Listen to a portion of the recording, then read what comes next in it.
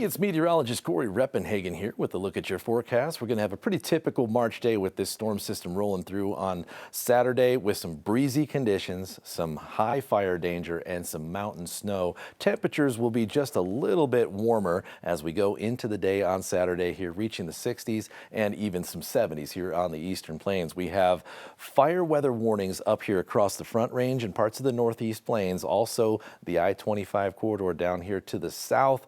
We have those gusty winds, some strong winds at certain times, dry vegetation, warm temperatures, all kind of combining here with low relative humidity, creating a pretty typical fire danger situation here for March. Wind gusts could be in that 40 to 50 mile per hour range for some of us. We'll look at the forecast here. As we get into Saturday morning, we'll start to see those gusts here in the foothills first, 30 to 40 mile per hour wind gusts. And then as we go into about the afternoon hour here, we start to see that spread across the Front Range and eastern plains, just about the entire region here. We'll have an opportunity to see those 40 to even 50 mile per hour wind gusts at times. When they're not gusting strong, they should be fairly persistent, and that is one of the highlights of that fire danger as we go across tomorrow. And then in the evening and later on tomorrow night, we'll start on Saturday night here, we'll see those wind gusts probably even kick up a notch or two here, especially in the foothills.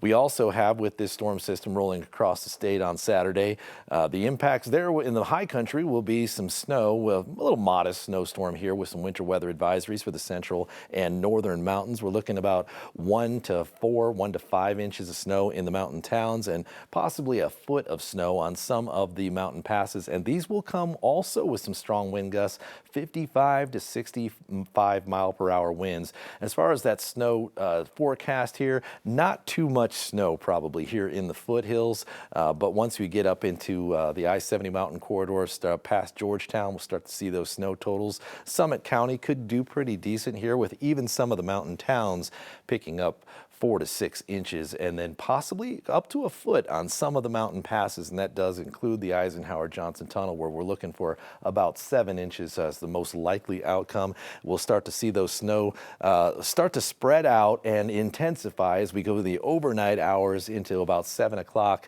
into the morning on Saturday, and then they will be sporadic but still pretty heavy at times during the day on Saturday, winding down by about midnight and coming to a stop by 7 a.m.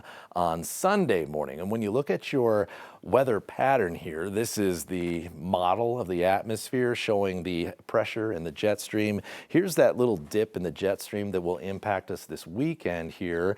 And we really don't get clear of that completely until about Monday, late morning, early afternoon, and that's when we'll start to feel the impacts of this building ridge of high pressure, which does look like it's going to be pretty strong. We could be talking about record-breaking high temperatures coming up here by the middle of next week, and you can see that reflected here on the 7-day forecast here into the 60s with some wind here across the Saturday and Sunday period with some high fire danger on Saturday.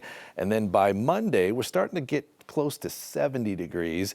And then Wednesday and Thursday, right now, it looks like that's when that ridge of high pressure will reach its peak intensity, getting us up to close to 80 degrees both of those days. If we hit 80 on Thursday, that would be the first time in the 153-year Denver record history here that we have hit 80 degrees on March 27th.